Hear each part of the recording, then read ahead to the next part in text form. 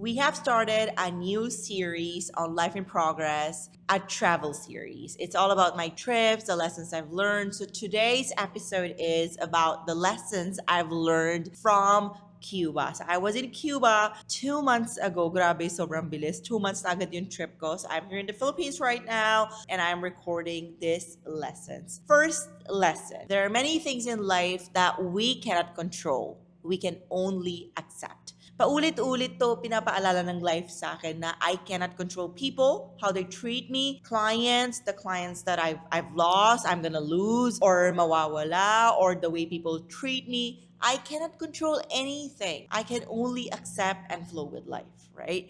Change is permanent. Very cliche, di ba? Alam na natin yon.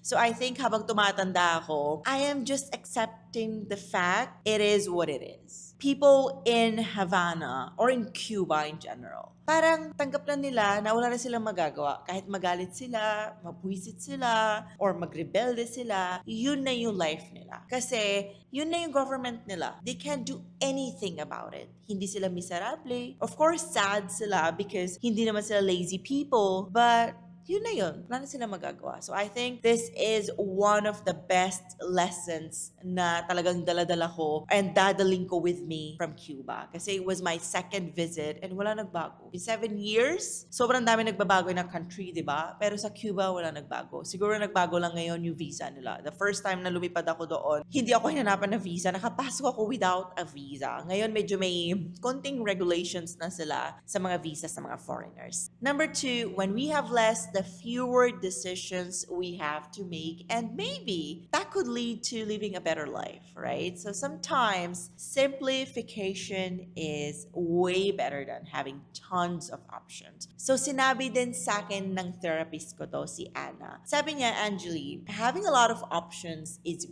good, but having too much options is also not good. Kasi parang sa dating, di ba, ang daming options. So wala na tayo siniseryoso. We're always like, oh, I deserve better. Okay, swipe. I deserve something else. Okay, but swipe ng swipe ng swipe. Puro lahat, blah. Ganun yung nafe-feel natin, di ba? Parang ayoko nito, ayoko nyo na, blah, blah, blah, blah, blah, blah. So I feel like, ito yung mindset na kailangan natin baguhin. So, I started doing that sa food intake ko. So, parang my food intake is very simple. Protein, fiber, good fat. Sabi ko, mag-start yan dito. Then, nag-simplify ako ng wardrobe ko. Nag-invest ako sa mga Zimmermann na mga damit. Yun na lang yung paulit-ulit ko sinusuot. Simplification, diba? Ganon din yung people in Cuba. Wala silang options eh. So, parang, hindi ko sinasabi na better yung life nila. Alam ko may pros and cons. Yung meron lang silang option is to live in the present. Wala na silang nagagawa. Hindi na nila tinatry control situation. Hindi na nila tinatry lumabas ng Cuba. Parang, okay, this is what we have. Eto na lang yung kaya nating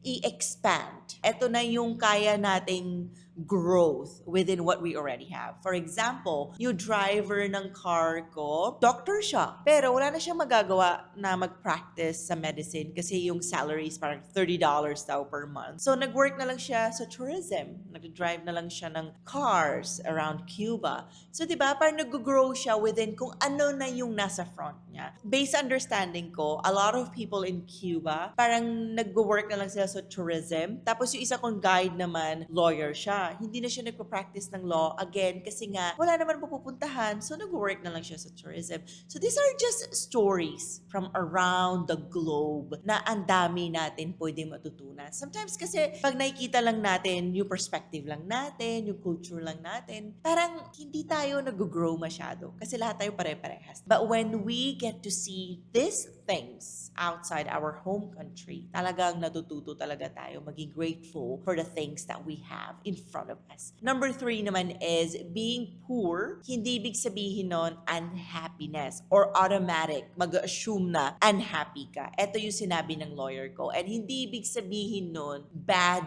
life ka kaagad. Sabi niya kasi, a lot of people now around the world, iniisip nila, Cubans are poor and that means bad life. Meron lahat ng tao sa Cuba. Hindi daw totoo yun. Sometimes daw, it doesn't matter kahit meron kang $1 billion.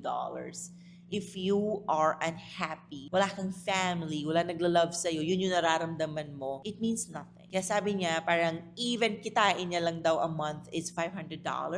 As long as nakikita niya yung $500 na yon, may napupuntahan yung education ng son niya. Tapos, divorced siya, may second husband na siya, doon napupunta. And that means everything sa kanya. And that was so beautiful. Kasi nagkwento ako sa kanya na I've been feeling sad since October pa. And hindi ko makuha yung reason. Bakit? So sabi niya, you're going through a transition.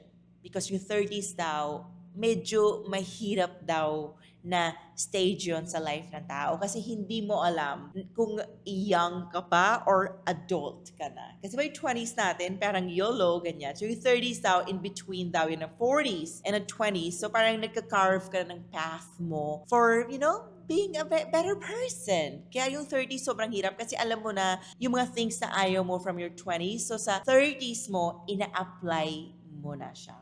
Next one naman is change. I want to highlight change talaga sa episode na to. Ego is always the enemy. Alam niyo, minsan gusto naman talaga natin magbago eh. Minsan gusto naman talaga natin ng new things for ourselves. Gusto naman natin gumawa ng boundaries. Alam niyo yun, aminin sa sarili natin nagkamali tayo. But ego is our cage. Kasi parang siguro nahihiya tayo, ayaw natin mapahiya, di ba? May shame, may guilt, lahat yan, or we feel superior, kaya ayaw natin sabihin sa mga tao around us na nagkamali tayo. So watch out if ego na ba yung nagde-decide for you or yung mindset mo na gusto mo pa mag-grow and mag-learn, because growth comes with a lot of mistakes. You will make a lot of mistakes, you will hurt a lot of people, and you will also get hurt dun sa process if you let growth lead you instead of ego.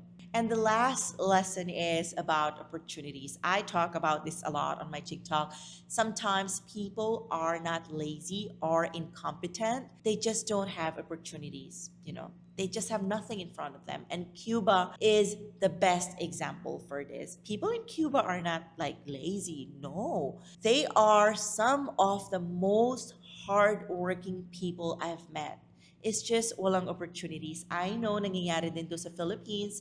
My world is still very small, ha? Ang dami kong hindi nakikita na bagay sa sarili kong home country na dapat nakikita ko. And I'm aware of that because I live in Madrid and my world is different. So I've always believed that the reason why I made it this far is because I had the right opportunities. I had the right people in my life. I had the best parents who made sure to give me education para magbukas yung opportunities. So for some people, wala sila nun.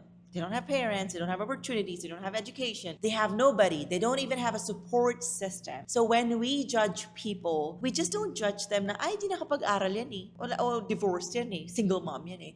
Sometimes, people just don't get opportunities. Hindi nila nakikita ano yung capabilities nila, and they never get a chance to know their strengths and weaknesses. A lot of factors yung nagpe-play dyan. Environment, alam nyo yung mga traumas, ang dami niya. The list is so long. To sum it up, yung main lesson na nakuha ko after observing so many things sa Cuba is just life is different for everyone. I felt sad when I was there as a tourist. Feel ko parang nag-e-enjoy ako dun sa suffering ng mga tao. Then, na-realize ko na lang, I'm just a tourist at the end of the day. Maliit lang yung role na piniplay ko. So, just the fact na I was visiting Cuba, I was providing jobs to many people, I think yun na yung contribution ko. So, Cuba is a must-visit destination for me. Kahit for solo travelers, safe siya. And I recommend na you should visit Havana once in your lifetime. That's all for today, guys. Please head over to Spotify